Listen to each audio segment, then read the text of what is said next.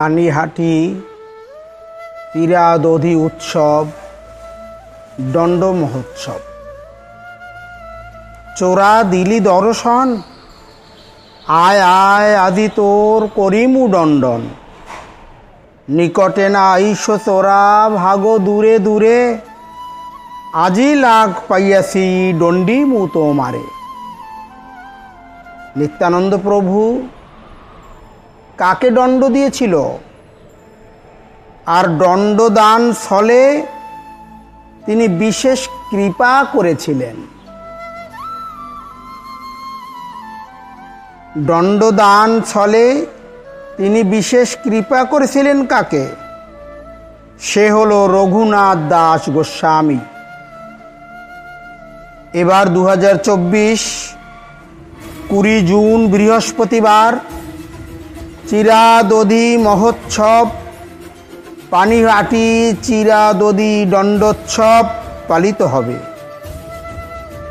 কিভাবে রঘুনাথ গোস্বামী এই উৎসব অনুষ্ঠিত করেছিলেন, কিভাবে নিত্যানন্দ প্রভুর পার্ষদদেরকে সেবা বিধান করেছিলেন, সেই সম্পর্কে চৈতন্য চরিতামৃতে অন্তলীলায় 6ষ্ঠ পরিচ্ছদে খুব সুন্দরভাবে বর্ণনা করা হয়েছে। 6ষ্ঠ পরিচ্ছদে প্রথমে আমরা দেখতে পাব শ্রীমন মহাপ্রভুর কৃপা লাভ করবার জন্য অনেকবার প্রচেষ্টা করেছেন রঘুনাথ, যার কোনো ধন সম্পদের অভাব নেই, প্রচুর ঐশ্বর্য রয়েছে। বলতে গেলে পারিবারিকভাবে রাজপুত্র, ইন্দ্রের মতো ধন সম্পদ যার রয়েছে, তা যার ঘরে রয়েছে অপ্সরীর মতো সুন্দরী রমণী, তার গৃহের প্রতি কোনো আসক্তি নেই, কোনো আকর্ষণ নেই।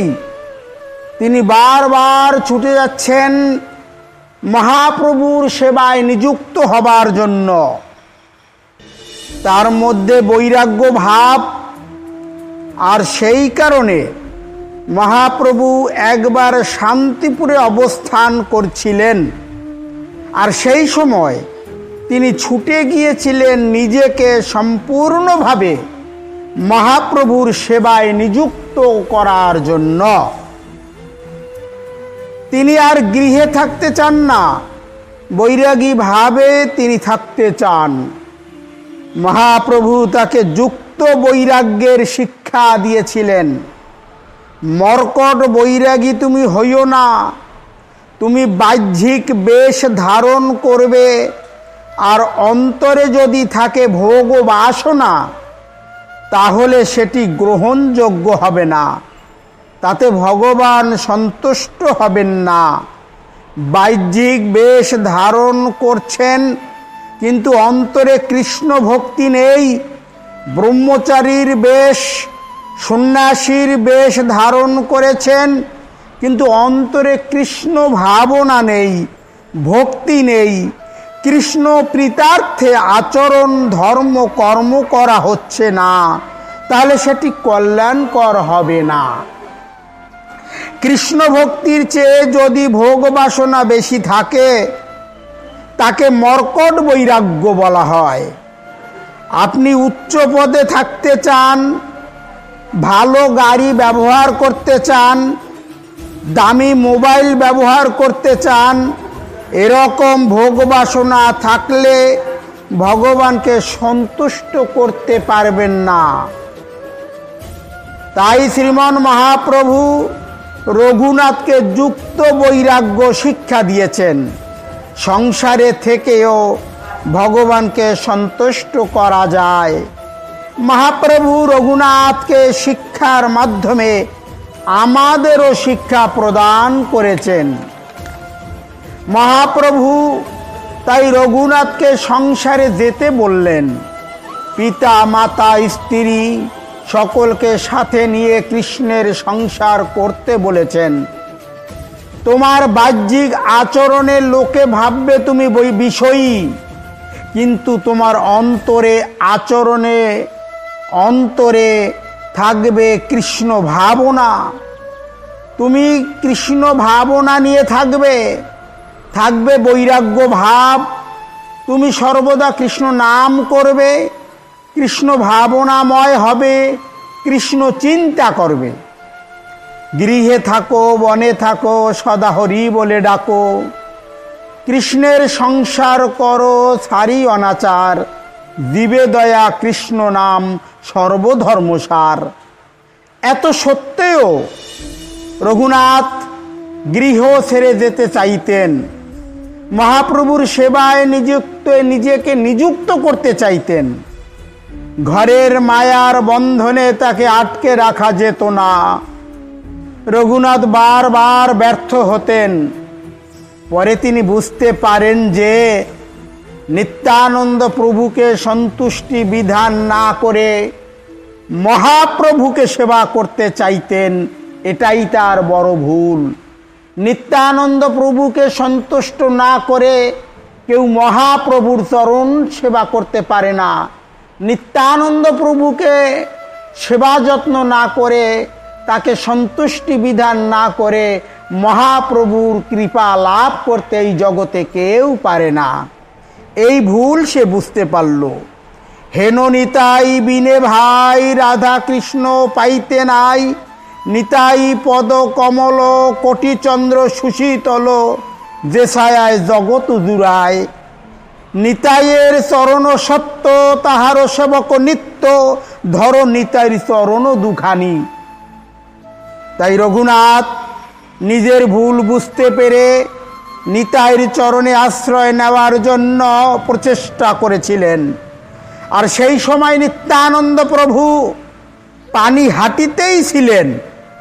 নিত্যানন্দ প্রভু একটি বিশাল বটবৃক্ষের নিচে বসেছিলেন, তার পার্শ্বদের সঙ্গে নিয়ে কৃষ্ণ কথা আলাপ আলোচনা করছিলেন। সেই সময় কিছুটা দূর থেকে নিত্যানন্দ প্রভুকে দর্শন করলেন, প্রণাম করলেন, দণ্ডবৎ প্রণাম করলেন। রঘুনাথ প্রভু নিজেকে দীন ও হীন মনে করে দণ্ডের মতো প্রণাম করলেন। প্রভুর চরণে সম্পূর্ণভাবে আত্মসমর্পণ করলেন। একজন পার্ষদ নিত্যানন্দ প্রভুকে বলছেন, দেখুন প্রভু দেখুন, রঘুনাথ কাছে আসতে পারছে না। তখন প্রভু তাকে দেখে বললেন, চোরা দিলি দর্শন, আয় আয় আজি তোর করিমু দণ্ডন। চোরা তুই দর্শন দিলি এতদিন পরে, আয় আয় কাছে আয়, আজ তোকে আমি দণ্ড দেব। নিকটে না আইস চোরা ভাগো দূরে দূরে, আজি লাগ পাইয়াছি দণ্ডিব তোমারে। আজ তোমাকে শাস্তি পেতে হবে। কিসের সেই শাস্তি? আজ আমার পার্শ্বদেরকে বৈষ্ণব সেবা দিতে হবে। কি সেই সেবা? চিরা দধি দিয়া সেবা দিতে হবে। আর একটি কথা শ্রবণ করো রঘুনাথ। রঘুনাথ দাস বাবাজি খুব আনন্দিত হয়ে এই কথা শ্রবণ করে রঘুনাথ দাস বাবাজি খুব আনন্দিত হয়েছিলেন। নিত্যানন্দ প্রভু রঘুনাথ প্রভুর মস্তকে চরণ ধারণ করেছিলেন। নিত্যানন্দ প্রভুর আদেশ শুনে রঘুনাথের মনে আনন্দের ঢেউ খেলে গেল। কারণ তার কাছে তো সম্পদের অভাব নেই। ইন্দ্র সম ধন সম্পদ তাদের। সে যে রাজপুত্র, জমিদারের ছেলে, হাজার হাজার লক্ষ লক্ষ ভক্তকে সেবা দেওয়া তার পক্ষে অসম্ভব নয়। তাই তার সকল পার্শ্বদকে জানালেন, তোমরা গ্রাম থেকে সকলে দ্রব্যাদি নিয়ে এসো। চিরা দধি, বড় বড় ভাণ্ড, মৃৎপাত্র প্রয়োজন রয়েছে, সেগুলো নিয়ে এসো। বিভিন্ন প্রকার ফল ফলাদি নিয়ে এসো। বড় বড় পাত্র নিয়ে আসা হলো, মাটির জ্বালা নিয়ে আসা হলো, চিরা ভিজিয়ে রক্ষণ করা হবে তা নিয়ে আসা হলো। বিতরণ করার জন্য পাত্র নিয়ে আসা হলো। পানিহাটি মহোৎসবের জন্য সব কিছু নিয়ে আসা হলো, সমস্ত কিছু প্রস্তুত হলো। পানিহাটিতে এই উৎসব অনুষ্ঠিত হয়েছিল, তাই তার নাম পানিহাটি তীরাদধি উৎসব, দণ্ড মহোৎসব। শাস্তি দিয়েছিলেন নিত্যানন্দ প্রভু রঘুনাথ দাসকে, বৈষ্ণব সেবা দিতে বলেছিলেন। তাই এখানে আমাদের শিক্ষণীয় হলো এই, যাতে বৈষ্ণব সেবার প্রতি আমাদের আগ্রহ লাভ করতে পারি, শুদ্ধ বৈষ্ণবের কৃপা যাতে লাভ করতে পারি। তবে খেয়াল রাখবেন, বৈষ্ণবের প্রতি কোনো অপরাধ যেন না হয়। বৈষ্ণব ভগবানের নিকটতম ভক্ত, তাদের পাদ্যার্ঘ্য করবেন, সেবা পূজা করবেন, প্রসাদ সেবা করাবেন এবং দক্ষিণা প্রদান করবেন। এখন প্রশ্ন হলো, কিভাবে, কি কি দ্রব্য দিয়ে এই বৈষ্ণব সেবা দিয়েছিলেন? দুই প্রকারের, অর্থাৎ দুগ্ধ চিরা এবং দধি চিরা। ঘন দুধে ভেজানো চাপা কলা, ঘৃত এবং চিনি মিশ্রিত। অন্যটি দুধে ভেজানো চিরা, তাতে দই, কলা, চিনি মিশ্রিত। অল্প পরিমাণ কর্পূরও ছিল। অল্প পরিমাণ কর্পূর পায়েসন্নে নৈবেদ্যে দিলে খুব সুগন্ধি হয়, তা ভগবানের খুব প্রিয়। চৈতন্য চরিতামৃতে যা রয়েছে সেইটিই আমরা বিবরণ করছি। সেই প্রচুর ভক্ত সমাগম হয়েছে। সেই দুই প্রকার দুগ্ধ চিরা এবং দধি চিরা সকল ভক্তকে বিতরণ করা হয়েছে। এত হাজার হাজার লক্ষ লক্ষ লোকের সমাগম হয়েছে, দাঁড়াবার তিল মাত্র জায়গা নেই। যারা উপরে দাঁড়াতে পারেননি তারা গঙ্গায় হাঁটু জলে দাঁড়িয়েছিলেন। সবাই অপেক্ষা করেছিলেন প্রসাদের জন্য, কখন নিত্যানন্দ প্রভু গ্রহণ করবেন, তখন সবাই গ্রহণ করবেন। রঘুনাথ বাবাজি নিত্যানন্দ প্রভুকে নববস্ত্র প্রদান করলেন। তিনি সেই নববস্ত্র পরিধান করলেন। নিত্যানন্দ প্রভু মহাপ্রভুকে স্মরণ করলেন। মহাপ্রভু নিত্যানন্দ প্রভুর সাথে দণ্ডায়মান, তা সবাই দেখতে পেলেন না। যিনি ভাগ্যবান ভাগ্যবতী, তাঁরাই দর্শন করতে পারলেন। যেখানে মহাপ্রভু নিতাইয়ের মুখে নিত্যানন্দ প্রভু মহাপ্রভুর মুখে তুলে দিলেন সেই দধি চিরা।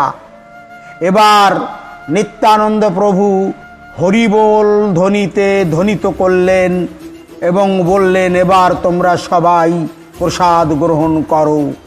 সেই হরিবোল ধ্বনিতে আকাশ বাতাস চারিদিক মুখরিত হয়ে উঠল।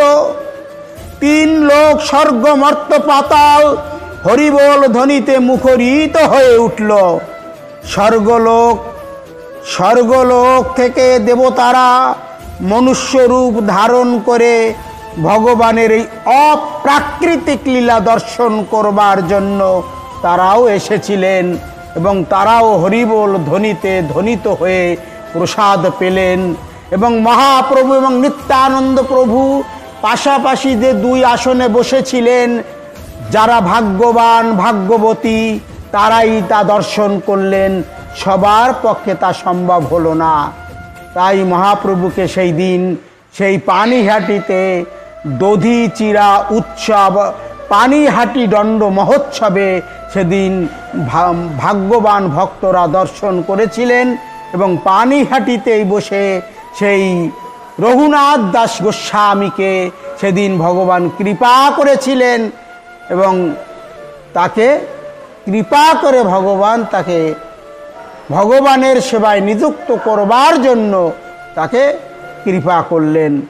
আজ এই পর্যন্তই, এখানেই আমরা আজ দণ্ড মহোৎসব উৎসব আমরা এখানেই বিশ্রাম নিলাম। অমৃত জীবন বেদ নামক চ্যানেলটি অবশ্যই দেখবেন এবং বেশি বেশি করে লাইক করবেন, শেয়ার করবেন এবং সাবস্ক্রাইব করবেন। জয় রাধে, জয় নিতাই, জয় গৌর, জয় হরিবল।